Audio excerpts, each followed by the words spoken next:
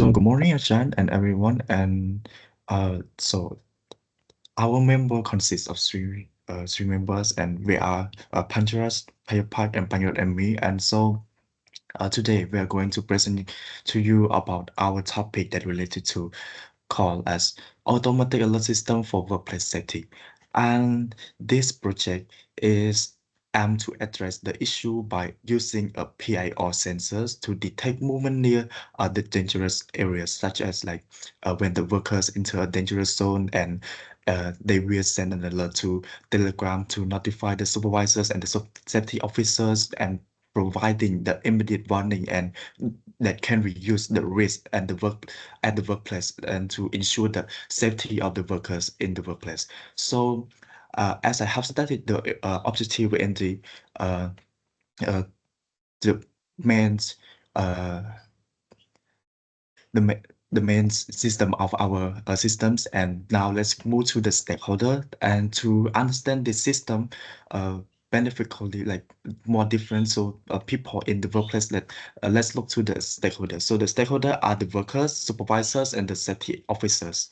And the workers who operate like the machine, operate the machine uh, continuously may sometimes accidentally enter the dangerous zone. So they need to know when they are in the dangerous zone and stuff. So, and now let's just move to the user story. And the user story is that we have three user story. The first one is the workers perspective, and as a workers, they want to alert the alert to turn on automatically when they enter the danger zone so that they can avoid the accident. And how it works is that if the worker enter the hazardous zone, the PIR sensor will detect their presence and immediately change the visual indicator from green and to red to show that it's safe or not safe. And from the user story two is the supervisor's perspective, and as the supervisors, they want to like to a visual indicator to show that the machine status so that they can quickly like identify any issue that happened in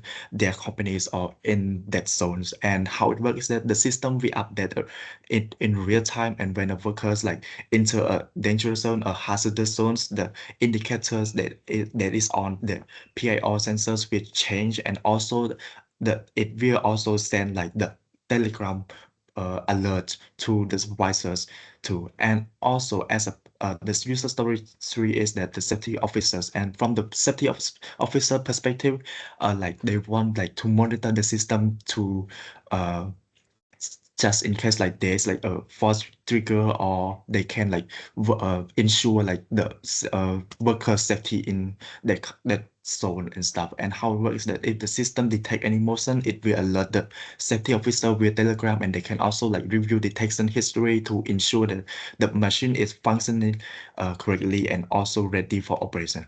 And also our main feature is that the most important in our main feature is the motion detection, that the PIR sensor will continuously monitor movement in hazardous zones. And also the second is that the visual alert system, that the LCD screen clearly displays safe in green, and when motion detected, it will change to not safe, that is in red. And also we have like the real-time monitoring, that the supervisor and the safety officer can receive like instant alert that allowing them to take action immediately if it needed.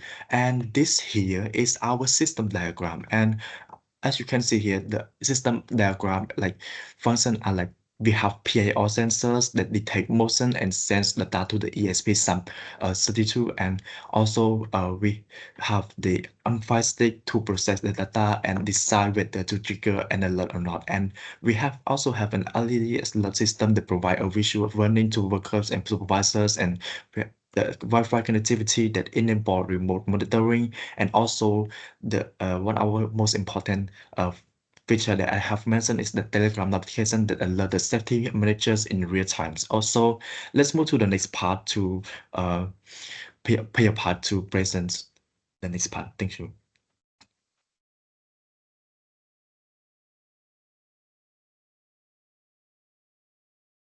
Uh, we cannot hear you. Sorry. Okay, this part is about the sequence, and the most important part is the M5 stick sequence. That is the first picture here.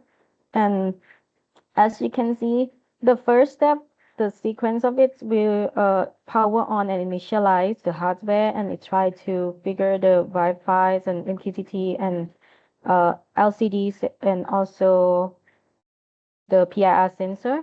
And after that, we let our PIR sensor as an input, and then we will try to, like at first, it will set up, configure the LCD as a safe, like green screen, and try to connect. If it success, it will print a IP address and try to connect to the MQTT, subscribe to our topic. Okay, in the loop, uh, it's continuously check the PIR sensor that the motion is detected or not. If the detection, if detected, it will change to the red screen, and um, it will send to the JSON data to MQTT, and then change LCD screen. And if it no motion detected, it will also be a green LCD screen and publish a safe one. Yes, and it will continuously going on. Our second is MQTT sequence. I will briefly explain about it. The sequence is it will load environment and initialize the MongoDB, and will connect MQTT connections will try to connect to the Mongo. And then when we input our message, it's a message processing. It will process the incoming motion detection message. And our data will store the state safe or not safe in the Mongo. And then there's a Telegram alert that send alert message immediately and continuing going on. And the last one is our REST part. And this one we start by loading Mongo connection, and uh yeah, and the flag will initialize.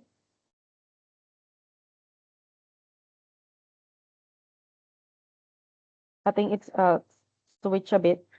This one is the REST, and the last one is Mongo. Okay, and yeah, this one is MQTT, but it's okay. The second one is the REST app, right?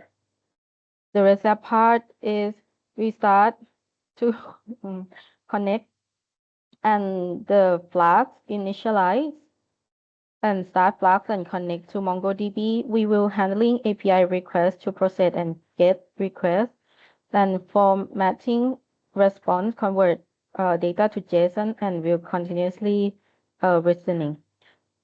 And the next one, it will be our state diagram, but it's a state diagram of our M5 stick-C and PIR sensor. So if you see here, it's easily and help you to visualize our system, that the motion detected safe or not safe, and it will go to MQTT alert. And if no motion detected for 3 seconds, it will stay safe.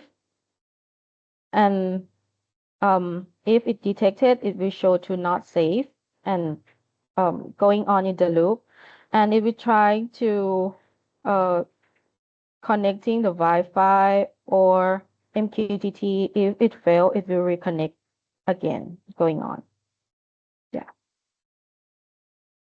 Okay, for our next part is a hardware part. So we use M5 work with the PIR hash, which is a motion sensor that detects when someone moves in dangerous area. When movement is detected, the system sends data to the server. And for the data modeling, in this section, I will explain how our system organize and store data. We have three main tables. First table is device table. This table stores information about our sensor, including a unique device ID, IP address of the device and the registration date when it was added to the system.